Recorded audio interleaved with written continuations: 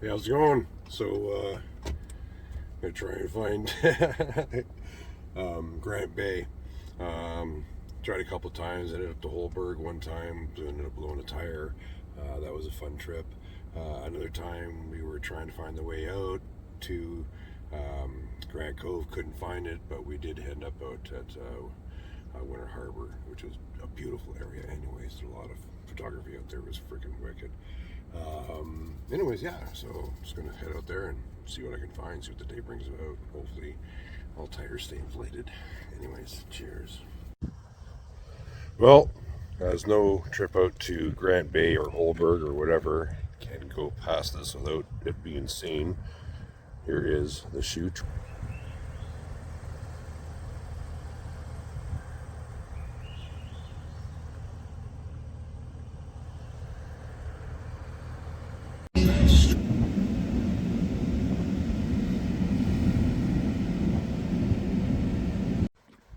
Alright, well, finally made it up here, Grant Bay.